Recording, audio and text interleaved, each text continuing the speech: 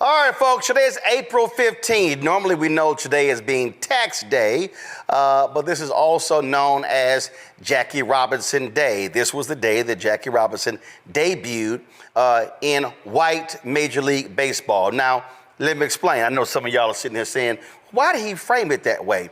Well, because the Negro Leagues was also the major leagues. In fact, the real talent in baseball was in the Negro Leagues.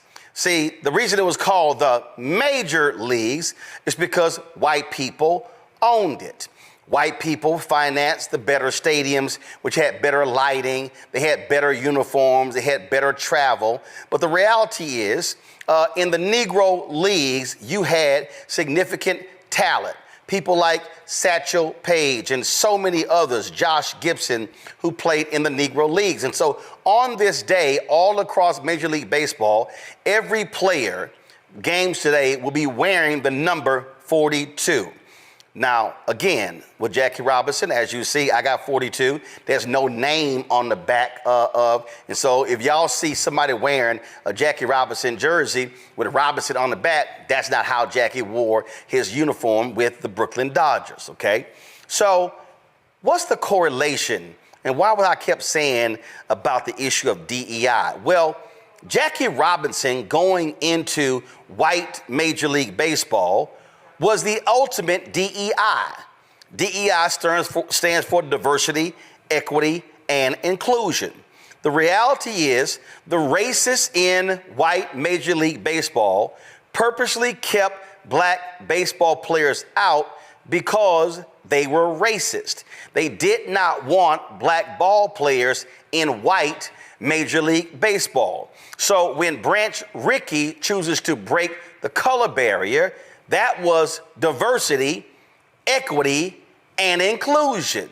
See, this is really what DEI is all about. When you have racists create barriers that prevent entry, then you have to create programs that solidify or create a pathway for, quote, non-traditional people, meaning non-white people, to be able to participate. And so that's all that was. Now, the problem is that after Jackie Robinson breaks the color barrier in white Major League Baseball, those same racists said we have to limit the number of black ball players on teams. Now, there was no written rule that you couldn't have more than 3 black ball players, but that was a rule. In Bill Russell's book, he talks about the exact same thing, how they limited the number of black basketball players. Exact same thing. And so when we talk about Jim Crow, when we talk about the racism in this country, when we talk about DEI and all the attacks on DEI, really what we are looking at and speaking to is when you had white racists excluding black people from participating in a sport. Let me say it again. This was white racists denying economic opportunities for black people from being able to showcase their talent. Let me unpack that further. This was white racists not believing in merit, but saying we believe in white privilege, where we provide opportunities just for white men to play baseball and no one else. Let me unpack that further for somebody who still is not quite understanding what I'm talking about. Here we had white men deciding that they were so scared of fragile white men losing their jobs that they created an artificial situation to where these fragile white men were able to thrive and play in white Major League Baseball because they were afraid of these black baseball players bringing their talent and then talent deciding who stays. Let me unpack that further for the folk who really are not understanding what I'm talking about.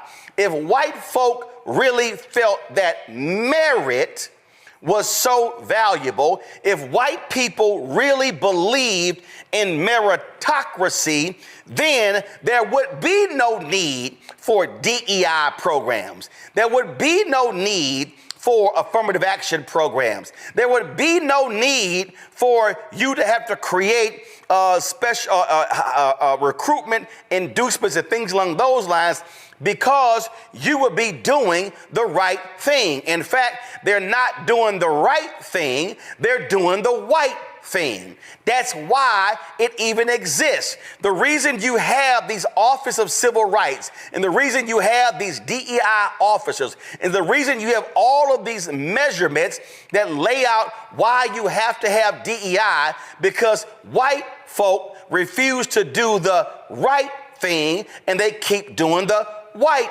thing. They keep hiring their friends. They only go to recruit at places that they know. They deny opportunities from folks who don't come from places they're not familiar with. So when Barry Williams was on our show, she was talking about when she was in Silicon Valley, how they would be in meetings and the person who was deciding who gets the internship or who gets the interview will go, oh, I'm unfamiliar with that school, so therefore we're going to put them aside. And Barry would say, wait a minute, I'm sorry. What are you doing right here? Because you don't know the type of school that person's come from. You know nothing about the brilliance of that student. You are making an arbitrary decision to remove this black applicant from the pool of talent because you are unfamiliar with the school. 2 years ago, a study was done where they took the names of black sounding names and white sounding names, exact same resume, and then they sent it out, and the white sounding name had a 50% chance of getting a call back for the interview than the black sounding name. We had a white sounding name and a black sounding name, but the exact same resume. See, this is why I don't want to hear nothing from any of these white racists when they talk about they are against DEI, because they say nothing about that. They have no problem defending white privilege. White privilege is not a phrase that speaks to white people with economic resources.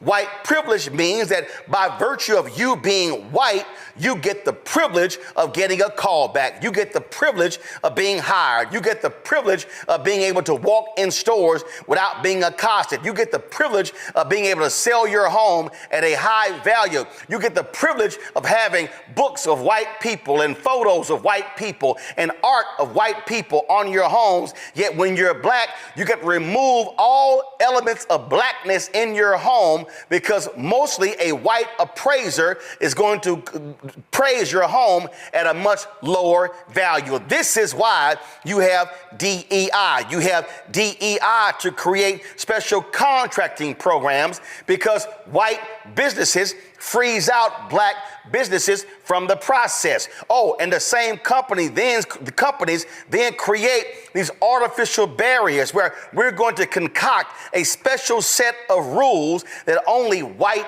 businesses can actually qualify for the contracts. And so we're going to say insurance has to be higher, bonding has to be higher, all these requirements. This is why DEI was created. DEI is nothing but the grandchild of diversity officer. The diversity officer is nothing but the grandchild of the community affairs officer. The community affairs officer was created in the aftermath of affirmative action. Of course, it took place under Arthur Fletcher and President Richard Nixon, and that simply followed President Lyndon Baines Johnson going to Howard University talking about the need to have affirmative action required. We are where we are today because of DEI, because of white exclusion from the process.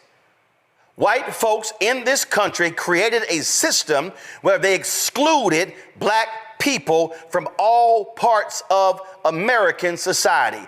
Black people could not tap grants. Black people could not buy houses. Black people could not buy car loans.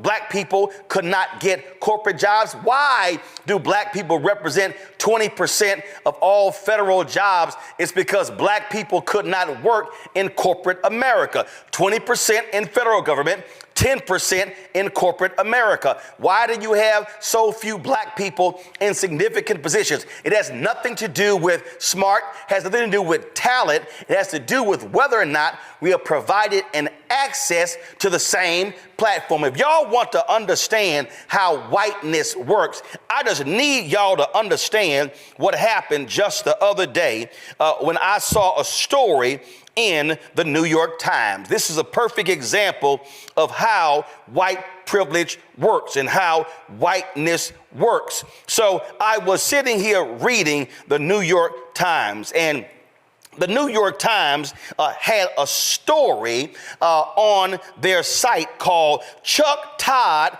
Wants You to Meet the Pods." And it says, after leaving NBC News in January, the former Meet the Press moderator is starting a new chapter as a media entrepreneur. And I saw that and I was kind of like, wow, that's interesting. So allow me to read further. And so I then began to scroll down, and in the article by Benjamin Mullen, who is the media reporter for the New York Times, he begins to describe the life of Chuck Todd. And he is going down, and he said, after leaving the corporate home of Meet the Press in January, Mr. Todd is embarking on a career as a media entrepreneur. He has a podcast and a YouTube channel and plans to hire other hosts for a podcast and video network focused on politics and culture. He also said he was working with an advisor from a major financial firm to build or acquire a company focused on community news. They begin to talk about how he's adjusting and all of these different things, and talking about what he's working on. And Mr. Todd's business plan calls for a constellation of local sites owned by their communities, blah, blah, blah, blah, blah. Mr. Todd and the bank he is working with are eyeing a purchase that could cost up to $2 billion. He declined to say whether he had lined up any backers or specify the company they were looking at, but he ruled out major newspaper publishers. Now, I saw that article and I said, my God, it's amazing the things that Chuck Todd is doing. So then I went over to YouTube, and then when I went over to YouTube, I said, well, man, Chuck Todd has got to be killing this thing on YouTube, because they are describing Chuck Todd as being a media force, a media entrepreneur. And I just sat there and said, man, he must be killing that thing. Well, the day I saw the article, I said, wow, it said to me that Chuck Todd had 2,100 subscribers on his YouTube channel. No, I'm sorry. I didn't say Chuck Todd had 2.1 million. I didn't say Chuck Todd had 210,000. I didn't say Chuck Todd had 21,000. They said Chuck Todd had 2,100 YouTube subscribers. Well, today, this is just 3 days later, he now has 8,200, 8.28. And I sat there and I said, my God, he's tripled his numbers, quadrupled his numbers in 3 days. He's gone from 2,100 to 8,200. Now, some of y'all may say, Roland, I don't understand. Why are you sitting here bringing this up? Because in 6.5 years, the New York Times matter of fact, I take that back. The New York Times did call us when Ben Smith was the media reporter, when they were working on the Carlos Watson article, but they never called us to do a story on how I built Roland Martin Unfiltered from the ground up to now have almost 2 million subscribers, how we've been profitable for 5 years, and how I built a network called the Black Star Network that has, let me go back to that Chuck Todd story, because the Chuck Todd story said that Chuck Todd is working, they said Chuck Todd was working on launching that's right here. He said Chuck Todd plans to hire other hosts for a podcast and video network focused on politics and culture. Oh, do you mean like having Reverend Dr. Jackie Hood Martin have her show fulfilled? Do you mean like having Greg Carr having his show, The Black Table? Do you mean Bria Baker and Jameer Burley having their show, The Other Side of Change? Do you mean when we had Stephanie Humphrey's show called The Pivot, when we had other shows that on the network? Do you mean that the business show we are launching right now? Do you mean that the health show we are launching right now? Oh, I'm sorry, the New York Times, Benjamin Mullen, has never called me about this. Now, if you're a media reporter, you can't say you didn't know, because Steve Bottiglio with the LA Times, the media reporter, did a big story on us last year, laying out what we are doing. I see some of y'all might be saying, Roland, I still don't understand the point. The point I'm making is it is white privilege when you are a white media voice and you get a large story in the New York Times when you have launched a podcast that has only generated 2,100 subscribers, and they laying out a story where you are talking about acquiring a company upwards of $2 billion when there's nothing in your history that shows you've ever owned or run anything. We call that white privilege. And see, this is precisely what we're talking about here. See, on this day, Jackie Robinson, in his book, I Never Had It Made, always talked about how do you create opportunities? How do you create space? Jackie Robinson said in his own words that if there is one black person who is not free to move and operate the way they should, then I have not made it.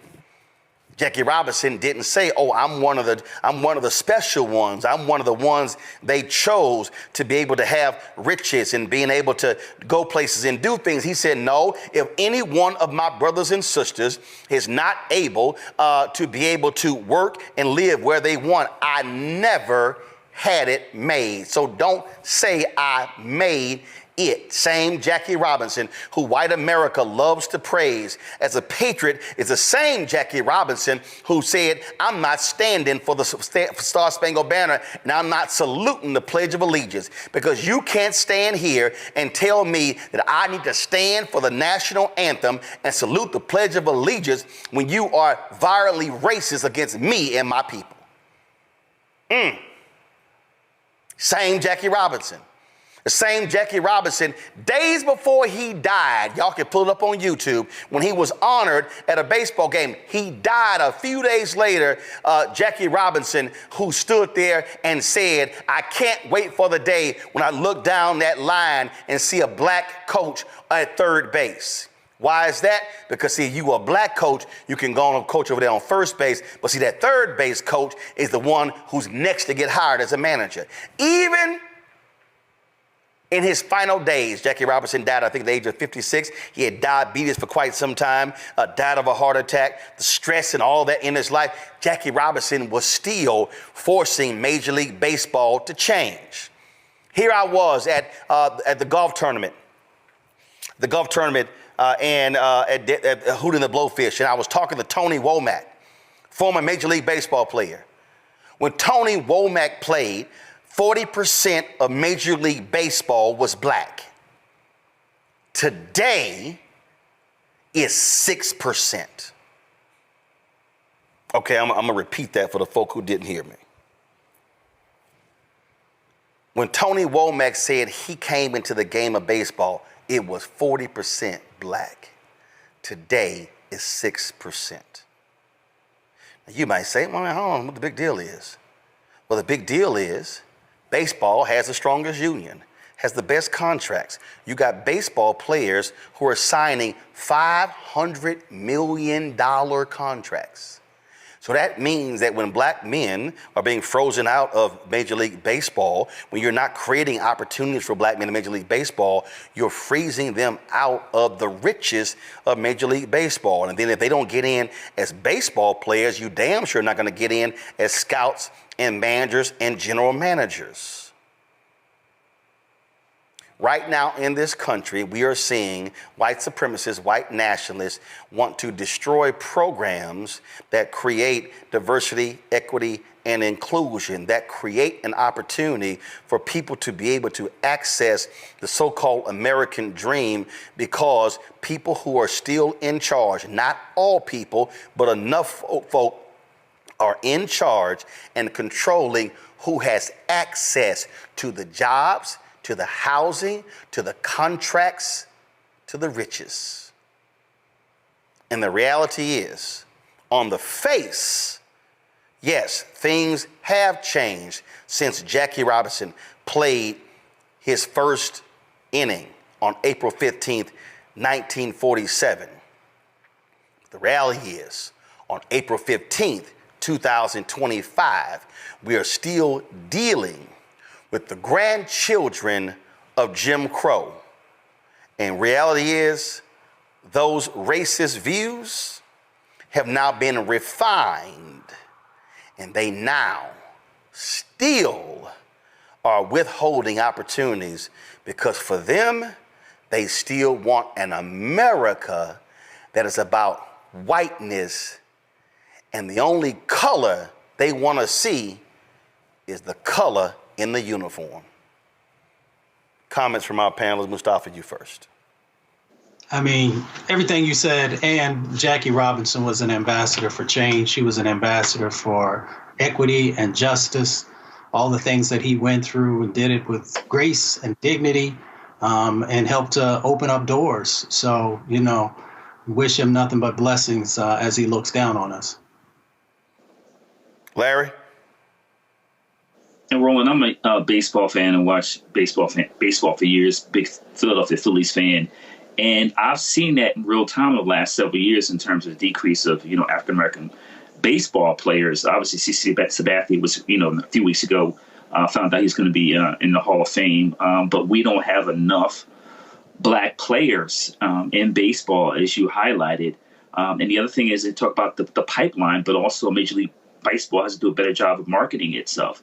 But as we recognize, Jackie Robinson's historic role in, baseball, we also remember all the black players who never got an opportunity. We could go on and on about the list of those individuals who played during his time and for Jackie Robinson that were phenomenal players who never got the opportunity. Lastly, I want to say, I've said this on your show before, these anti-DE policies are really pro-Jim Crow policies. So it's really important that we think about that. Joe? These policies are about the return of an advantage.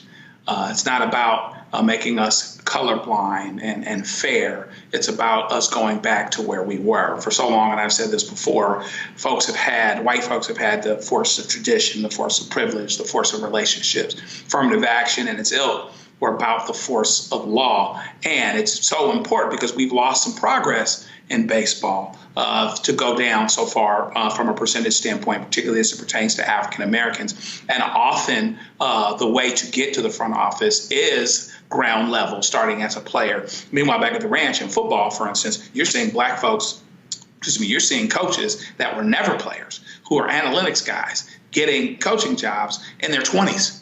And so we really have to, we honor Jackie Robinson's tradition of forcing change and doing it in a way where people were receptive and were moved. He had to have a certain disposition to be successful in Major League Baseball when there was no one else there, and he was able to do it. And we've got to continue to be determined to move it forward, and that's by making sure the narrative is what it needs to be about what is really going on here, what they really mean when they say DEI, what it's really about. It's about them giving up an advantage, and they're willing to change the rules in order to keep that advantage. And they want to do that at all costs. Indeed and indeed. So, y'all, we're going to keep pushing. We're going to keep prodding. And in the name of Jackie Robinson, in the name of Roy Campanella, the name of Satchel Paige and Josh Gibson, and all of those brothers who were star athletes in the Negro Leagues. And my last point is this here. I need black people to also remember this. In our desire to show white folks that we could compete on the field with them, it also led us to destroy the Negro Leagues. Jackie Robinson may have gone into the Negro Leagues, but guess what? You didn't see a black owner go into white Major League Baseball. And so that's the other thing we cannot forget. We cannot forget the ownership piece. Hello, I'm Isaac Hayes III, founder and CEO of Fanbase. Listen to what I'm about to tell you. The window to invest in Fanbase is closing. we've raised over $10.6 million of our $17 million goal. That means there's room for less than 6,370 people to invest in Fanbase for the average amount. The minimum to invest in Fanbase right now is $399. That makes you an owner in Fanbase today. Go to startengine.com/fanbase to invest. Why? Because current social apps have taken advantage of users for far too long, with content suppression, shadow banning, harmful racist content, and no real tools for monetization and equity. Fanbase has over 1.4 million users and counting, allowing anyone to reach all their following and monetize their content from day one. Social media is the new TV, and whoever owns the apps that distribute that content have the opportunity to own potential billion-dollar companies. While big platforms with uncertain futures are failing to serve their users, Fanbase is stepping up to fill the gap. Don't wait until it's too late. Invest now, invest for yourself and your future. Go to startengine.com/fanbase and own the next generation of social media.